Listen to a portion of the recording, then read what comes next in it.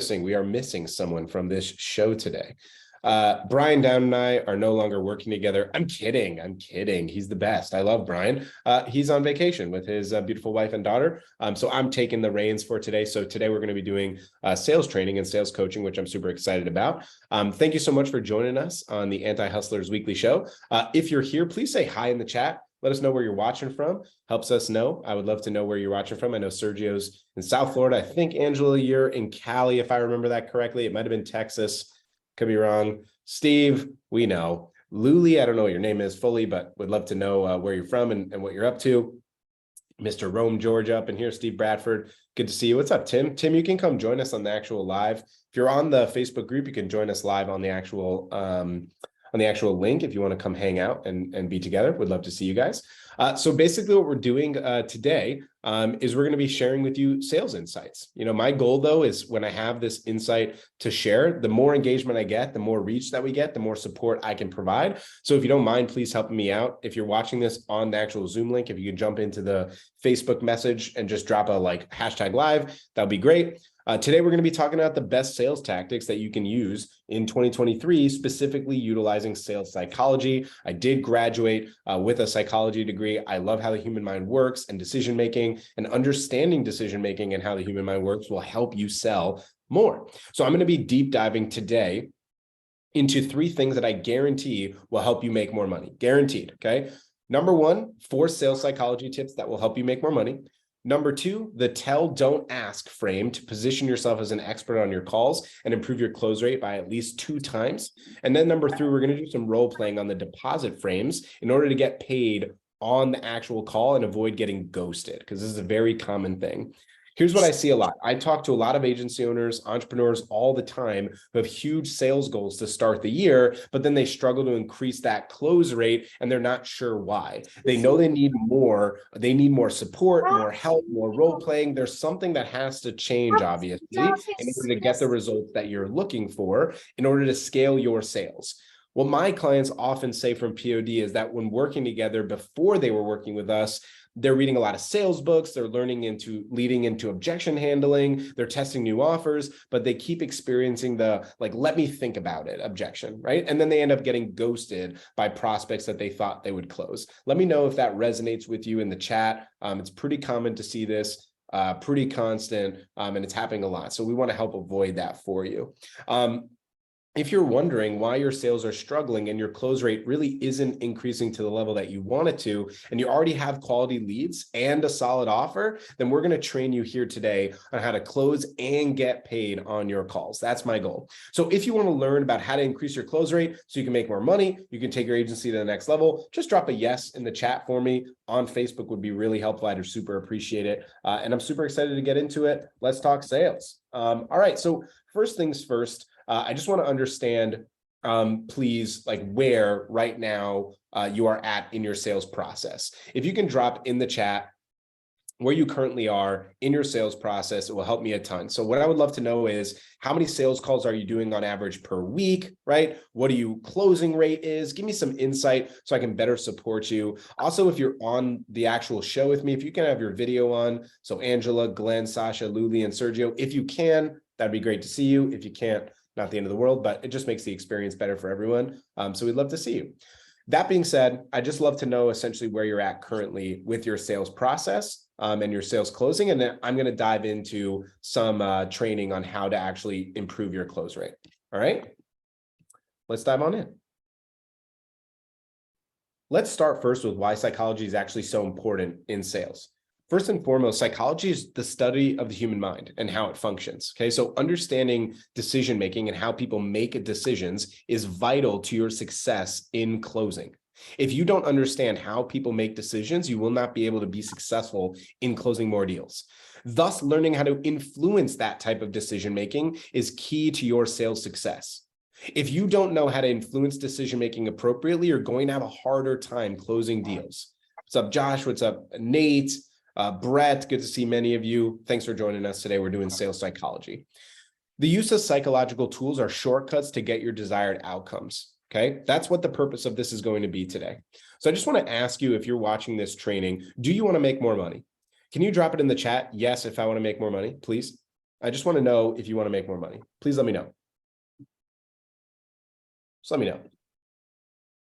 I would anticipate that when we ask this question to almost anyone in the planet, we would expect that their answer is yes.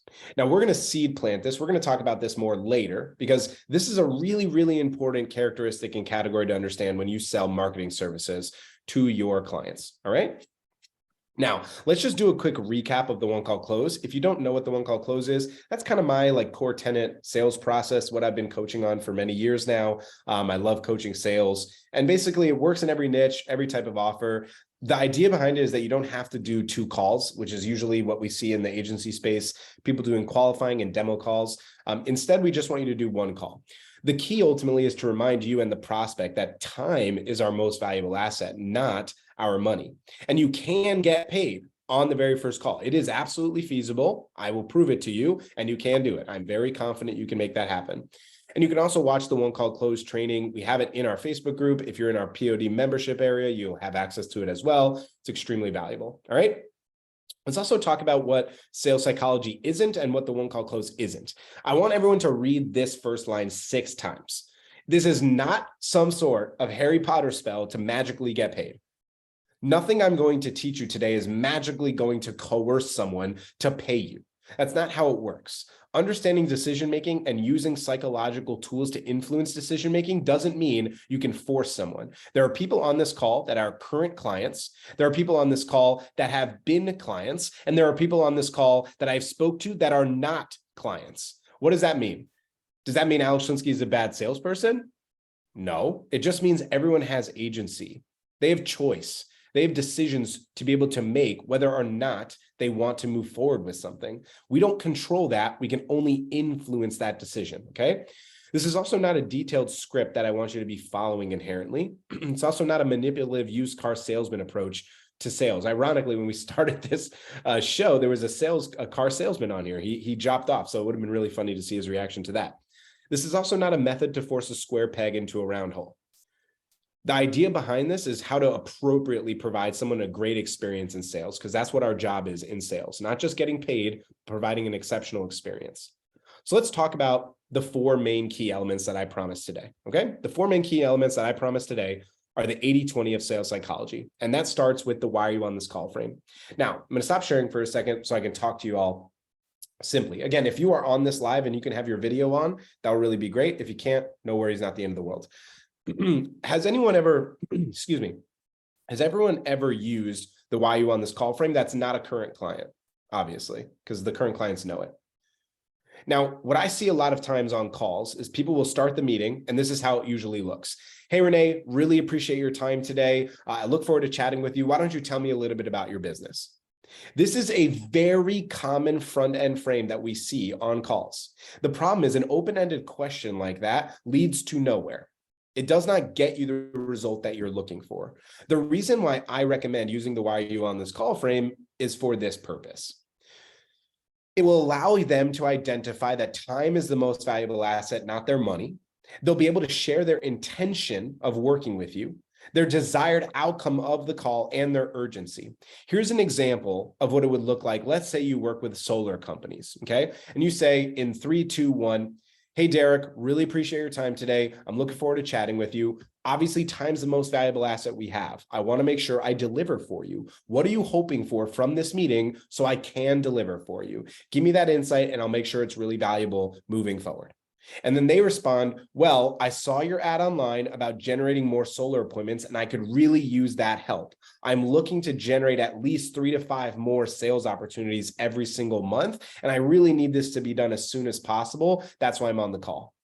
Now, is every single prospect going to have clear intention, desired outcome, and urgency? No. You'll have plenty of people that will say, oh, well, you reached out to me, so I just thought I would jump on a call. That way you can frame back to them, well, obviously your time is really valuable. What was the purpose of getting on the call? And digging into that so they can clarify it as best as possible. Even if they give you one of the 3 things you see here, intention, desired outcome, or urgency, it makes a massive difference in your sales approach and will also allow you to understand the quality of the person you're speaking to right away. This is a massively important sales technique. Please use it, all right? This also allows you, the salesperson, to respond with confidence and primes the prospect for purchase later on. So in that solar example, if I'm the salesperson in 3, 2, 1, hey, Derek, totally makes sense to me. I've spoken to a lot of solar people just like yourself who struggle with generating enough opportunities. I'm very confident that what we do at Sky Social Media will be able to provide you with the solar opportunities you're looking for. Let's talk about how we can work together and see if it's the right fit. Sound good? That framing really matters. This is extremely important. Before I move on, this is a show for everyone. I want to make sure that you guys are getting the value you need. If this is valuable, can you drop a 7 in the chat below, please? And then secondly, is there any questions anyone has for me about this frame? Is there any questions you might have about that frame? There's no wrong or bad or dumb questions. I'm here for you to support you and get you the results that you're looking for. You just have to let me know if there's some sort of concern about that frame. Is there any questions anyone has? Let's see here. Can you share phrasing on how to sound more confident after they share? It's a seed plant, Josh, because Joshua, see, I remembered Joshua it's one of the 4 tips, how to frame confidence. It's actually the most important by far. So we will talk about that. Cool. People that are on the Facebook live, thank you so much for being a part of this. If you can just hit the like button and love button, I think you can only do one. It'll really help me a lot. And then just jump on the actual live if you want to be here. Love to see your face if you can. If you can't, no worries, not the end of the world. All right, let's continue here. All righty, next up, simplified selling. One offer focused on one result. If I can teach you anything to be successful in sales, it's to understand that confused prospects don't buy, okay? Confused prospects don't buy. And so here's how this makes a massive difference in your sales approach, okay? There's 2 types of decision-making. There's explicit decisions and there's implicit decisions. We're going deep into psychology here, like I promised, because I love talking psychology and I'm really interested in how the human brain works. Okay, now explicit decisions this is literally ripped from National Academies of Science, Engineering, and Medicine, okay? A decision made whenever one consciously combines beliefs and values in order to choose a course of action. An explicit decision is also known as a thought-through decision, something where you plan it, you decide it, and you execute on it. An implicit decision is whenever someone relies on a ritualized response, a habit, to cope with a choice between options. So let's get clarity on this, okay? What's the most common ritualized habit in decision-making? Does anyone want to guess? Anyone want to guess what the most common ritualized habit is in decision-making? The most common ritualized habit in decision-making is it's procrastination. That's the most common ritualized habit. Most people are bad at decision-making. That is just a fact of the world that we live in. Now, some people are the exception to that rule. It's why when you have a group of 10 people and everyone's like, where should we go to dinner? And everyone's like, I don't know. Someone says, hey, let's just go get sushi. Half the people hate sushi, but they still go get sushi because someone decided for them. That is what implicit decision-making is, right? Habits and tradition. It's the most common when you say, hey, babe, what do you want to have for dinner tonight? And she says, I don't know. What do you want to have? That's because it's a habit. It's just an implicit decision. It's not explicitly considered. And what's happening on most of your sales calls is you are triggering your client's implicit decision response, okay? Because here's the thing. If your calls are ending with, I need to think about it. Can you send me a proposal? I don't make decisions in just one call. What ends up happening is you are triggering your client's implicit decision-making because you're offering them too many things to consider, all right? Now, here's the thing. Multiple offers, simply put, cause overwhelm. And I mean multiple offers, not only in pricing offers, but offers in terms of things they could add on. So if you're like, well, we do social media management and we have this SaaS and we do PPC, altogether it's this price. Even doing that causes overwhelm because they might want to consider, well, what happens if I remove one of those products? Can I get an offer then? The least complicated offer wins every single time, period. Every single offer also has 3 potential responses. So I'm going to give you an example. I'm going to use Joshua as an example. Joshua, can you unmute yourself for 1 second? I want to just play with this game with you for 1 second. Okay, Joshua, here we go. Do you want a Snickers? Yes or no? It depends. Maybe. Okay, yes or no? Yes. Okay, cool. How many options did I give you just now, Joshua? 2. What was the 2 options? Yes or no. Cool. So I would contend, so here's what normally happens. Good stuff, Joshua. Thank you. Most people contend Alex gave him one option because the option I gave him was just a Snickers. He chooses between a Snickers. Joshua said, well, he gave me two options. I could say yes or no. Okay. I contend that everything that you offer has three potential responses: a yes, a no, and a maybe. The most common response to any offer is maybe. So when you are getting these calls, right? When you have these calls, when you get on these calls and you have these comments back to you, I need to think about it. Send me a proposal. I don't make decisions on one call. I need to talk to my partner. I'm not sure right now. I need to move money around. Whatever that might be, that's a maybe. Most calls end with maybe. Less calls end with no, and some calls end with yes. If you look back at the last 25 sales calls you've done, I would literally guarantee that less than 3 of those have said no to you directly. Most people don't have the audacity to say no to Brett Williamson. So instead, what they'll do is be like, yeah, Brett, I like it for sure. Let me just talk to my partner, blah, blah, blah, blah, and I'll get back to you. And then the call ends, and Brett doesn't know this, but the prospect gets off the call and they're like, oh, thank God. Now I don't have to say no to this guy. Woo, just going to ghost him now. This what happens all the time in sales, all the time, because people don't have the audacity to say no. They'd rather just ghost the person. I know that's insane, but also let's be reasonable. Probably all of you have done that too, me included. So I don't want to sit here on a high horse and be like, I've never ghosted anyone. It's sometimes easier to ghost someone than it is to say no, even though it's kind of a shitty thing to do, very bluntly, but that is true. Okay. This happens. It's common. When you have multiple offers, it also showcases a lack of confidence. Remember, I mentioned this to Joshua as a seed plant. Confidence is going to be key in this training. When you have too much deliverables, too much detail in the deliverables, it causes overwhelm. And simply put, overwhelmed prospects don't buy. So if all of your calls are ending with maybes, you're just triggering your prospect's psychological habit of procrastination. This is a key psychological tool to understand. You have to simplify your offer and speak it with confidence is what we're about to talk about. Before I move off of this, is there any questions about this? Does it make sense? Y'all covered on this? If it's valuable, can you drop a 7 in the chat? If you're on Facebook, can you drop a 1, please? I'd really appreciate it. Any questions for me? We covered, makes sense? Easy peasy. All righty, cool stuff. Let's keep rolling.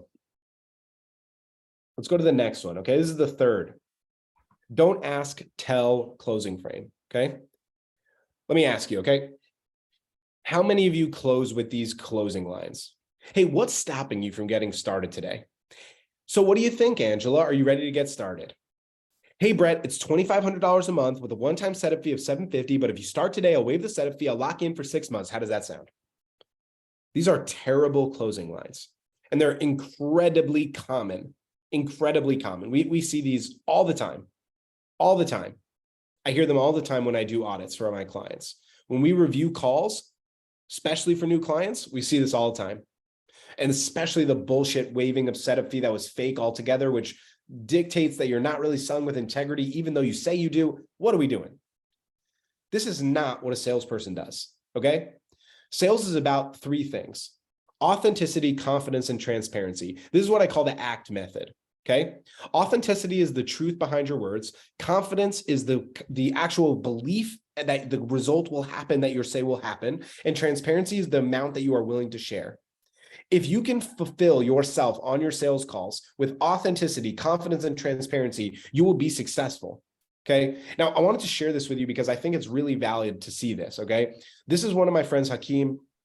He said, it took me the longest time to immerse myself with this, but you speaking so heavily on conviction and confidence on calls has really moved the needle for me. I've cash collected $60,000 this week alone, $15,000 pay-in-fulls on a regular basis.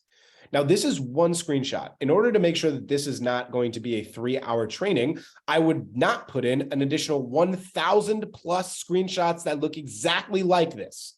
Literally, confidence is the single most important thing in sales by far. I'm going to give you a quick story on this, okay?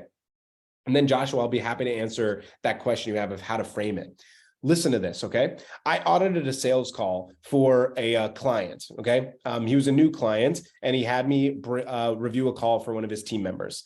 The team member is on the call, sharing insight to this prospect, interrupting the prospect over and over, not doing anything that we teach. It's just a very, very, very bad call. It looks terrible. It's just bad, right? It just looks really bad, sounds really bad, multiple offers. He's not doing a good job. As the call comes to an end, out of nowhere, he just hits with this massive confidence frame. Hey, Joshua, everything you're telling me, man, this is a no-brainer for you. The ROI that you're going to make makes this the easiest decision you've ever had. We've gotten results like this with this person, this person, this person. It's $2,500 a month. Frankly, you just have to do it. It's the right fit for you.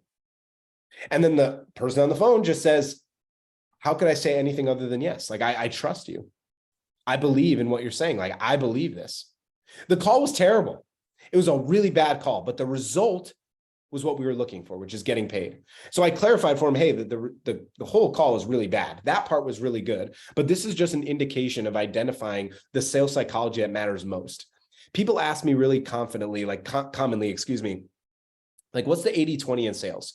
What 20% of things do you teach me, Alex, that will get me 80% of the results, right? Because when I coach sales, whether you watch this show, whether you're a client of mine, whether you come to our Thursday calls, whatever it might be, right? There's a lot of sales material that I coach on. Last week we did objection handling. This week we're doing sales psychology. There's so much involved in it, right? You're not going to just magically implement all of it. So what's the 80-20?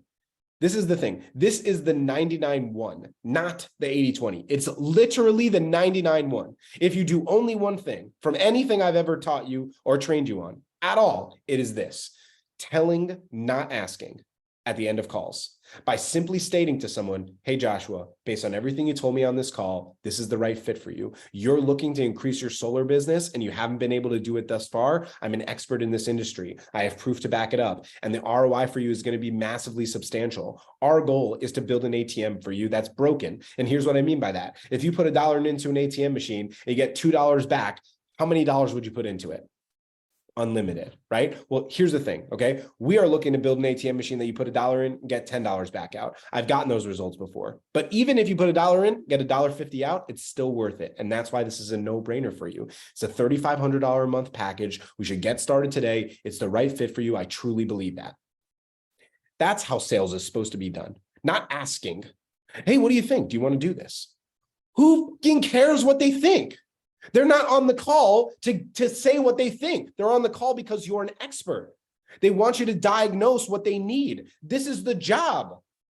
And yet so many people, so many salespeople falter at this part. I'm a relationship-based salesperson, Alex. It's too aggressive. What the fuck are you talking about? How is this not relationship-based? When you showcase from your heart with authenticity and confidence and transparency that you really believe, not because of the money you're going to make, but because of the result you're going to get, the fucking prospect that's on the phone with you, that they have to work with you, how is it not relationship-based sales to tell them to work with you? How? In what world is that not relationship-based sales? How is relationship-based sales allowing them to implement implicit decision-making? How is that relationship-based sales? It's not that. What you're really saying is, I'm afraid to do the uncomfortable things. Well, guess what? Sales happen in the uncomfortable.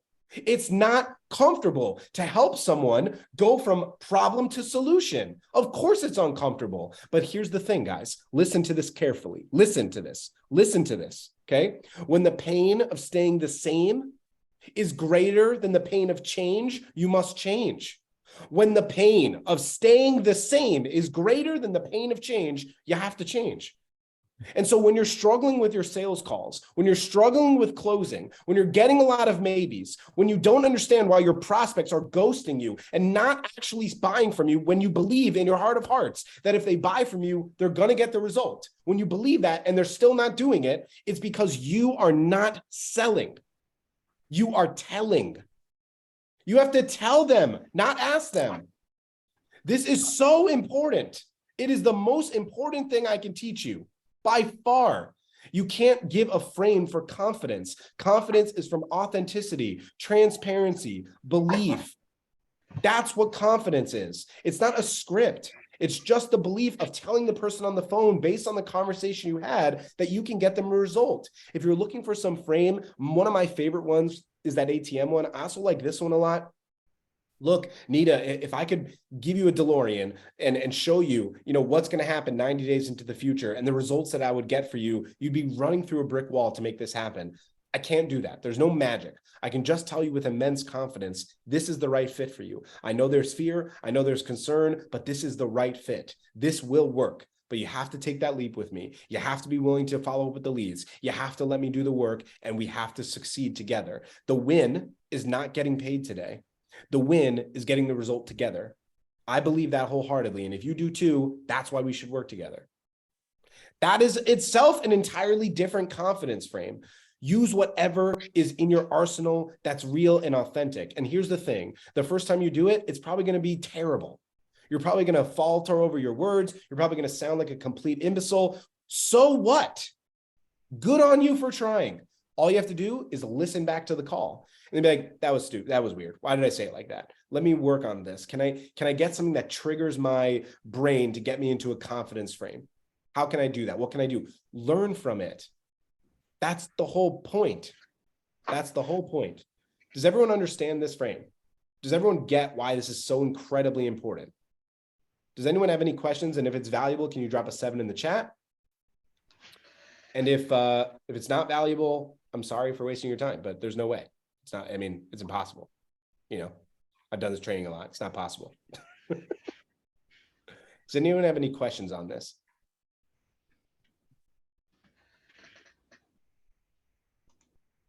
Okay, cool beans. Let's wrap this up. I got one more thing for you. Okay, one more thing for you. Okay, yes, confidence really moves the needle. All right, last piece, don't settle for the surface why. All right, so at the beginning of this, we said, do you want more money? Every single person said they want more money. So here's the thing, okay? In your sales calls, the reality is you're settling for this being good enough. You're settling for your clients wanting more money or your prospects wanting more money as a reason why they should work with you and the why of why they should work with you. But here's the thing, right? In psychology, we know that human beings often make decisions based on fear of loss rather than prospect of gain. This is a proven psychology technique is not the word I was looking for. Case study, that's the word. If you look it up, there's many different case studies about this. There's a very fascinating one based off of FOMO, fear of missing out. It's absolutely fascinating, related to like millennials and how social media has changed, millennials' brain chemistry on how like fear of loss based off of, seeing community that they're not a part of. It's really, really fascinating stuff. But to me, at least, I like psychology a lot. The idea though is, if you're allowing your focus to be on just prospect of gain, just making more money, you won't be in any way different than every other salesperson they speak to, because every other salesperson is allowing it to just be focused on this. Hey, prospect, you want more money? Cool. Okay, here's how I can make you more money. You and every other salesperson they talk to is saying the exact same thing. How are you going to differentiate yourself whatsoever? It's not just agitating pain. It's not just agitating, hey, if you don't work with me, you're going to die. Like that's a very aggressive approach. It's actually identifying a deeper why than just more money. So I'm going to give you an opportunity to think about this right now. Who here right now knows why they want to make more money immediately? Why do you actually want to make more money? You have any reason? Is it earmarked for something? Are you going to do something with it? Or is it just a never-ending chase for more money? Very, very, very often, okay, when I do this, okay, about 75%, 80% of the audience realizes pretty quickly, oh, I don't really know exactly why I want to make more money. It's just inherently bred into me, right? We live in a capitalist, imperialist society, meaning make more money as much as possible always, right? Hustle culture, that's what it is. That's what it always is. Now, then when you get it prompted by it, then people are like, okay, I want to travel more. I want to put more money away for my kids. I want to be able to provide more to the church. Like those start out of nowhere, but you never actually thought it through. You actually never earmarked it. It was never for purpose. And here's the thing, 99%, that's probably a fake number, but I'm just going with it. 99% of the prospects you speak to when they say they want more money, they have no fucking reason at all why they want more money. None. It's just inherent. They just want it. They don't know why. But here's the crazy thing, and I bet you can think of it right now. The last prospect who told you why they want more money is the one that actually paid you. Because they're like, oh man, if I don't get any more patients, I'm not going to be able to hire another physician who's going to be able to actually take the patient load. And that's really why I need to get more.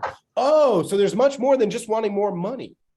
When you speak to a roofer and the roofer says, I want more jobs because I want more jobs, but then they don't go deeper, obviously the urgency is not there. Why do they want more money? What will they do with that money? How will that money change their day-to-day life? If you dig deeper, you will get more. And again, I know it's uncomfortable, but it makes a massive difference. People have to understand that urgency comes from clarity on goals and obstacles. Here's the thing, right? Here's the thing. Everyone knows their obstacles. People love bitching about their problems. They love it. That's why in sales calls, that's what they're talking about the whole time. Angela, I'm struggling with this. Angela, I'm struggling with that. Steve, I have this problem. Steve, I don't know how to do this. And then you're like, what's your goal? It's just one thing. I'm more money.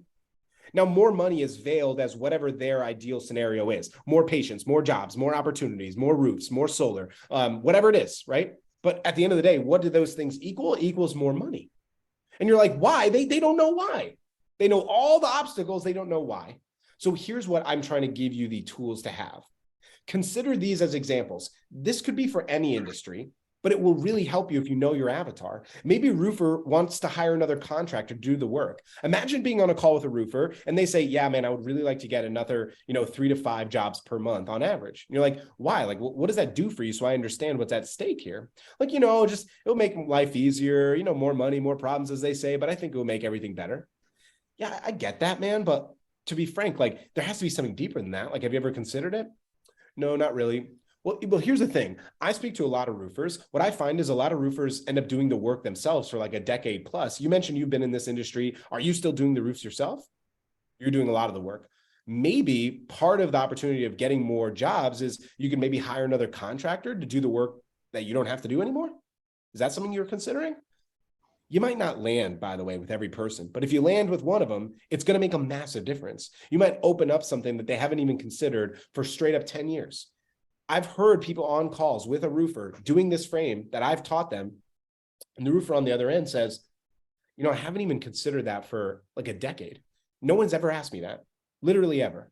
It's amazing that you'd ask me. I would love that opportunity. I'd love to get another truck on the road. I'd love to hire another contractor. I'd love to not have to do all the work myself anymore. Well, now the urgency level is way higher. Your leverage is way higher. Your ability to sell is way stronger. It's just so much easier. Maybe dentists want to hire a new doctor to take care of patients. Maybe a real estate agent wants to buy a more luxurious home so they don't feel like an imposter. Maybe an HVAC contractor wants to retire his wife so he needs more money for it. Maybe a restaurant owner wants to open up a second location in order to give to his children. These are considerations that you need to be making in your sales process. Everyone wants more money, but we also crave more freedom. Time freedom, freedom of choice, travel freedom, freedom to do what they want in their business. Give them that angle. Don't just focus on the money. Don't settle for the surface why. Don't be lazy. Don't be lazy. Okay? These are the 4 main sales psychology tips I wanted to give you today. Why are you on this call? Simplified selling, one offer, focus on a result. Don't ask, tell, closing frame, and don't settle for the surface why. That is what I've got for you today. I don't think this is necessary. Yeah, I'm not going to cover these. This is fine. You guys get it. That's the framing for today. If you guys enjoyed it, please drop a 7 in the chat. I'm happy to help you as best I can. We do this show every single Thursday at 3 p.m. Eastern. Brian normally is here with me. He's on vacation today, so I'm hosting. You're always welcome to come join us live on the call. We'll always have valuable prospecting and sales insight for you. We also run a mentorship program. A few of you are in it right now. A few of you are former clients as well. If you're interested in working with us to have sales audits, an actual audit for myself where I listen to one of your calls and give you feedback on it, just DM me. I'll be more than happy to review it for you. You can pay a deposit for POD. I will review the call for you and you can see if it's valuable enough for you. I will guarantee you that I will increase your close rate if I'm auditing your sales calls. You obviously have to record them for me to audit them though. So if you want support in sales and business development, we're more than happy to help you over at POD. With that being said, if there's any questions whatsoever, I'm here for you. I don't have anything that I have to do right now, so I'm not rushing anyone off. Is there anything that anyone needs to learn or want to do or anything that I can help with specifically today?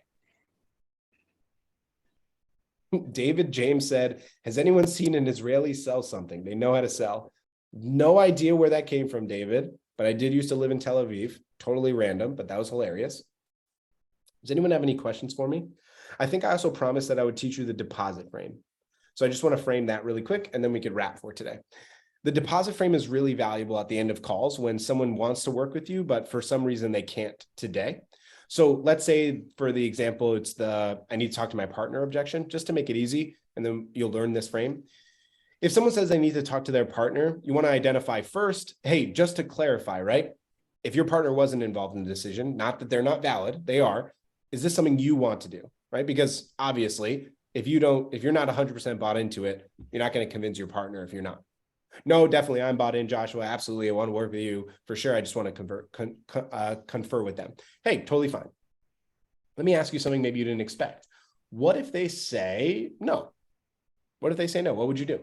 Now, we spoke about this last week, so I'm not going to dive into it too much. But the reason you do that is most prospects, when they say they need to talk to a partner, husband, wife, or business partner, it's usually because their mindset is they will agree with me. They never ever think that they won't agree. So when you put them in that position, now they have to consider, well, I will still do it. If they say, well, I'd probably still do it anyways, now you have deposit frame available. Hey, look, let's do this, okay? I'd love for you to be able to put down a $500 refundable deposit for 2 reasons. One, I'll hold your place in line. I'll make sure that we have everything set up for our kickoff call in 48 hours from now, so you have enough time to talk to your partner.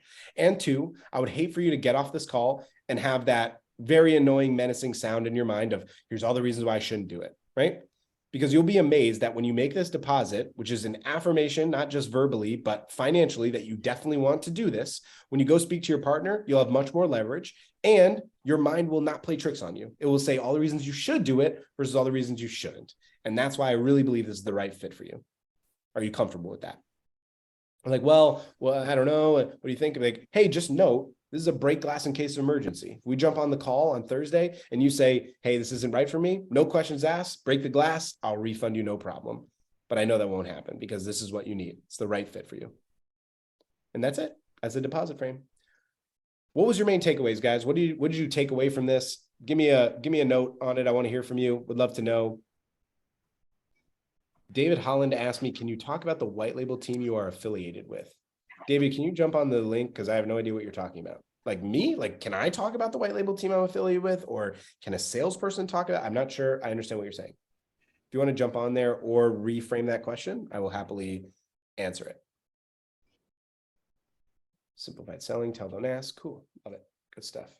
Does anyone have any questions for me today? Any objections that they struggle with? Anything they need clarification on? Yeah, 99 to 1. That's correct. Confidence frames, most important thing. Anything? We good? Covered? Driving, but your closing phrase. Yeah, please don't be texting me while you're driving. Just drive, just do that, Okay. That's my best psychology tip today. Don't get into a car accident. You're welcome. You're welcome. Yeah, most important, Renee, absolutely. So once again, guys, we do this show every single week on Thursdays at 3 p.m. Eastern.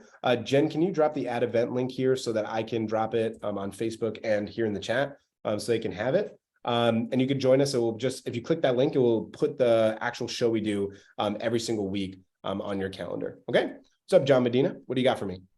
My man. Hey, how you doing, man? Good, bro. It's good to see you. I am good. Sorry, I had my camera off. I was having a late lunch, man. No worries. Yes, sir. So quick question, man, because I know I worked with you in 2020. I tell you, man, that was the best year I had in the marketing to that date.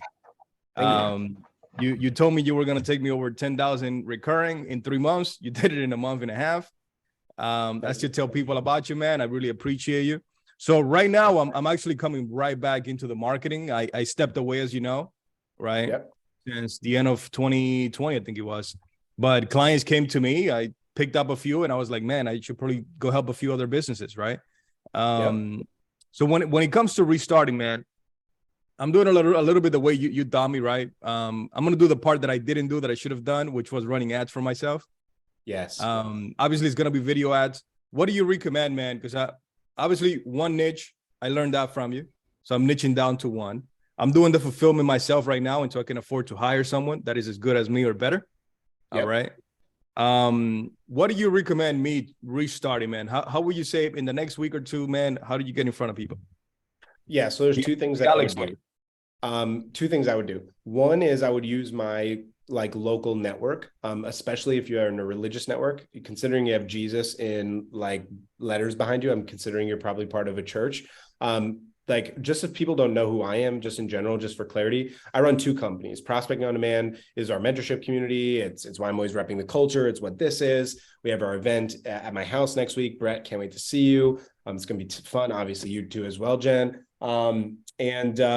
That's my mentorship community for agency owners. And then I also run a marketing agency for personal injury attorneys. And I've been running that since 2010. So the way I grew that company, John, is probably the most effective way for you to do it, which was my next door neighbor went to my temple. I'm a Jew. He went to my temple. How did it start? I wanted to go to law school potentially in college.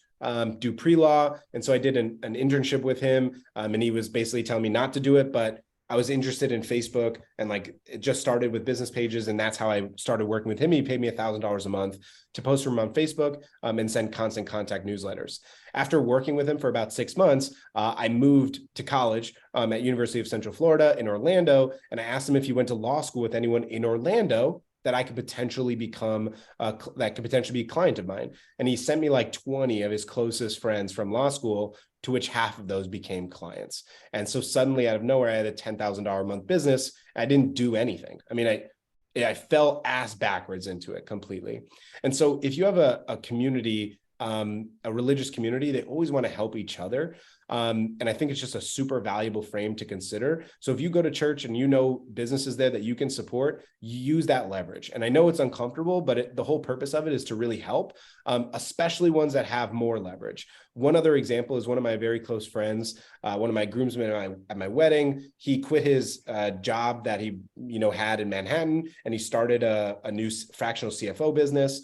And he was asking me how to start it. And I told him the same thing. And he, dilly-dallied about it, et cetera. He's a very religious Jew. He goes to temple every single Saturday. He has a huge temple, John. We're talking about a 400 family temple. Everyone loves this guy. He's a nice person. But he would never ask. So I told him, like, after a month of basically zero progress, I'm like, if you don't do it, nothing will happen.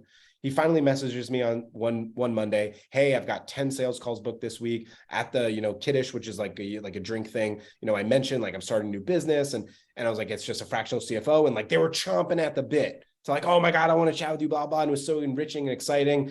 And my mind was like, yeah, this is what I told you to do 5 weeks ago. But what I said to him was like, yeah, woo, good job, bro. Yes, I love it.